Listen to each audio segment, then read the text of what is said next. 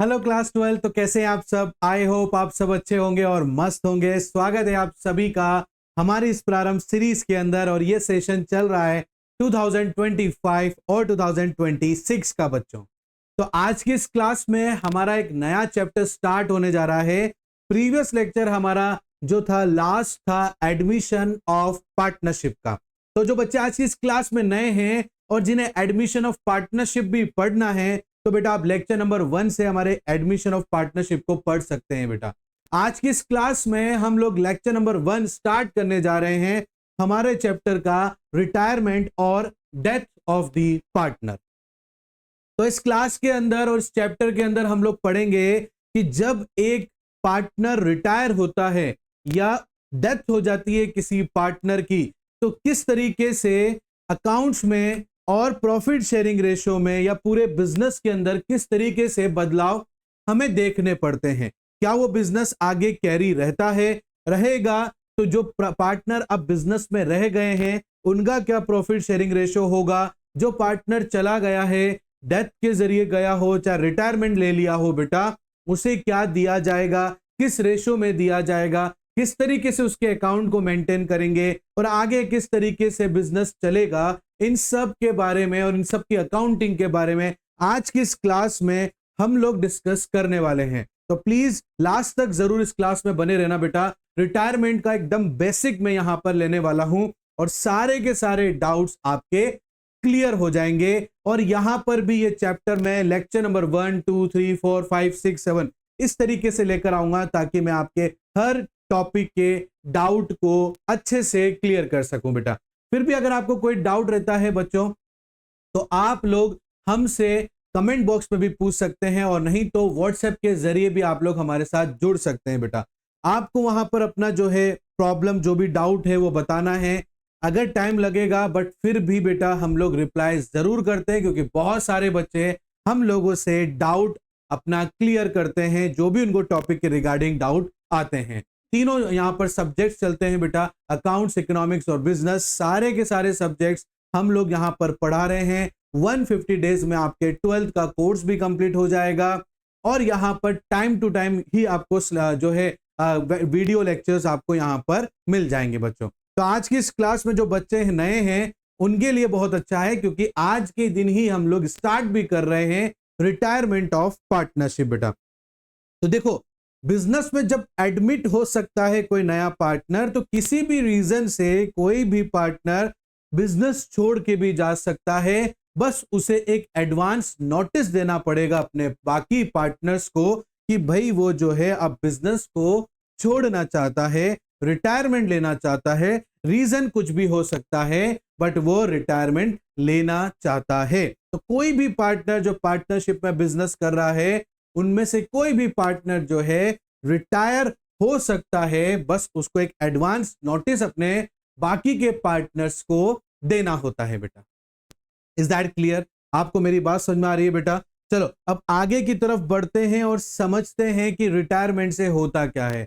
अब देखो, जब कोई पार्टनर रिटायर होकर जा रहा है, कोई पार्टनर अगर रिटायर होकर जा रहा है, तो इट मींस, इसका मतलब यह हो गया कि एक थाली है और उस थाली में हमने यहां पर 3 पार्टीशन कर रखे हैं, मतलब ए, बी और सी। Is that clear? कि इस थाली के अंदर हमने जो खाना है वो डिवाइड कर रखा है 3 पार्ट में। अब यहां से जो है सी जा रहा है। Is that clear? तो अब सी का जो हिस्सा है वो भी किसके बीच में बटेगा बेटा? ए और बी के बीच में बटेगा। Is that clear?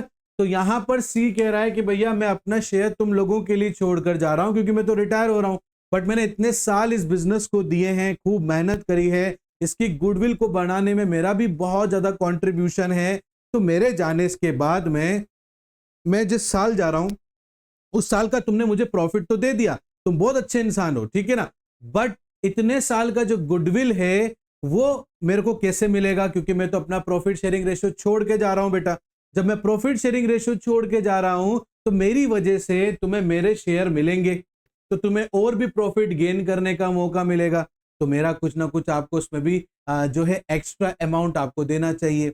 Is that clear? तो इस तरीके से रिटायरमेंट में कुछ एडजस्टमेंट करना बहुत जरूरी हो जाता है बेटा। तो यहां पर देखो बेटा कि जब कोई नया पार्टनर बिजनेस छोड़ के जाता है तो यहां पर देखो हमें पता होना चाहिए कि हमारी जो करंट गुडविल है वो क्या है, ताकि जो उसके जाने की वजह से जो पार्टनर गेन कर रहे हैं वो जो है उसे कंपनशिएट कर पाए बेटा।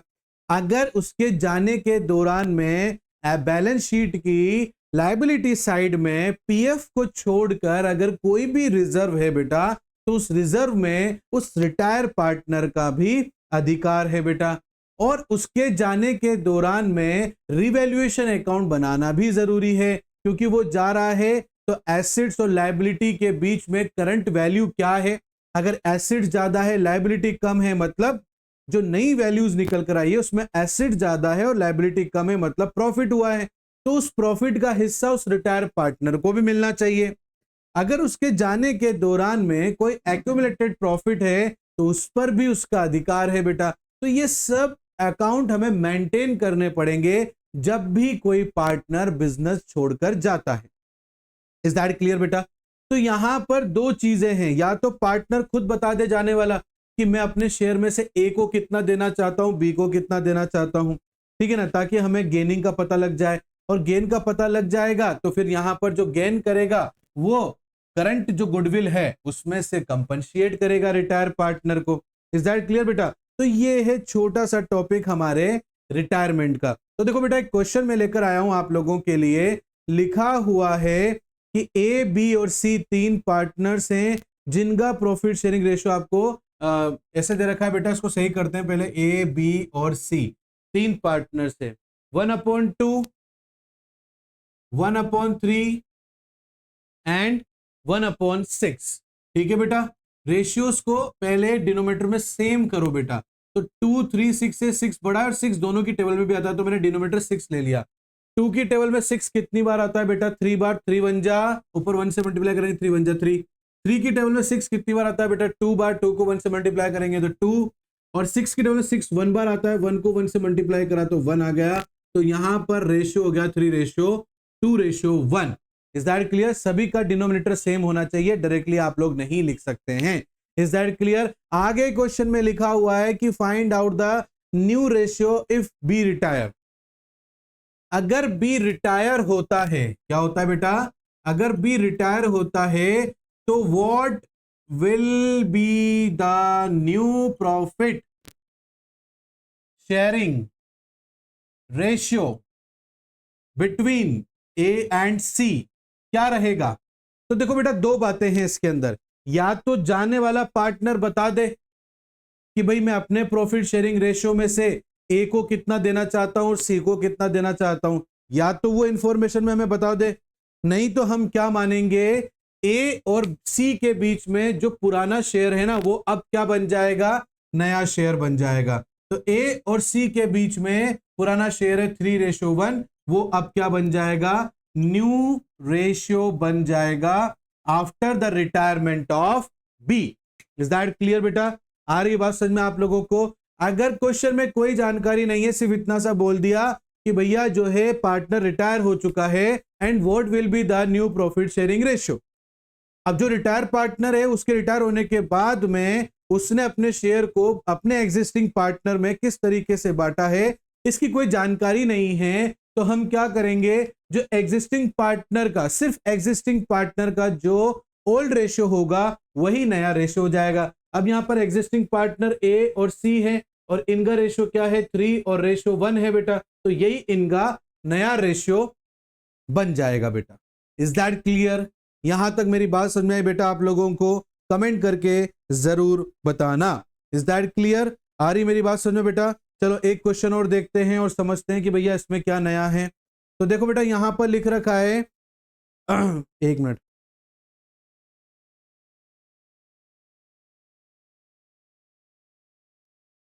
पी क्यू आर पार्टनर्स हैं और इन द रेशियो 1/2, 2/5, 1/10 ये आपको दे रखा है बेटा। Is that clear? अब आगे दे रखा है कि find out the new profit sharing ratio if P retire. अब देखो बेटा इस पे वही चीज है कि यहां पर जो है पी क्यू और आर तीन पार्टनर्स हैं, पी क्यू और आर तीन पार्टनर्स हैं। इनका जो भी है इनका फ्रैक्शन में दे रखा है 1/2, और 2/5, राइट, और 1/10 दे रखा है बेटा। सबका डिनोमिनेटर सेम कर लो बेटा। 2 की टेबल में 10 कितनी बार आता है? 5 बार। 5 कॉमन से मल्टीप्लाई करा तो 5 आ गया बेटा। 5 की टेबल में 10 2 बार, 2 2 जा 4 हो गया बेटा। 10 की टेबल में 10 1 बार, 1 1 जा 1 हो गया, मतलब 5:4:1 हो गया बेटा। Is that clear? आगे क्वेश्चन में जानकारी ये दे रखी है कि पी रिटायर हो गया है, पी रिटायर हो गया, इसके अलावा कोई जानकारी नहीं है। तो नया रेशियो क्यू और आर के बीच में क्या होगा? वही होगा जो उनका पुराना है, यही पुराना शेयर उनका नया शेयर बन जाएगा। इज दैट क्लियर बेटा? कोई डाउट है आप लोगों को? डाउट है तो कमेंट करके आप जरूर हमसे पूछ सकते हैं बच्चों। Is that clear? तो ये रिटायरमेंट के दौरान की बात है बेटा। जब रिटायर होते हैं तो रिटायर के दौरान में कुछ चीजें होती है जो हमें एडजस्ट करनी पड़ती हैं।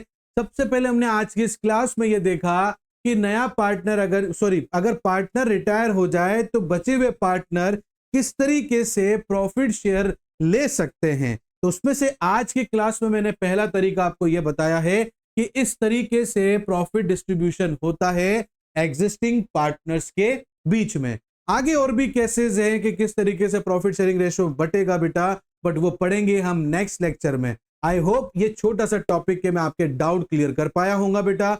आपको अगर फिर भी कोई डाउट रहता है तो कमेंट बॉक्स में आप हमसे पूछ सकते हैं। आज की क्लास आपको कैसी लगी बेटा जरूर बताना बेटा। लाइक जरूर करना, शेयर जरूर करना, सब्सक्राइब करना और बेल आइकन को प्रेस करना बिल्कुल मत भूलना। मिलता हूं नेक्स्ट क्लास में, तब तक के लिए thank you and bye bye.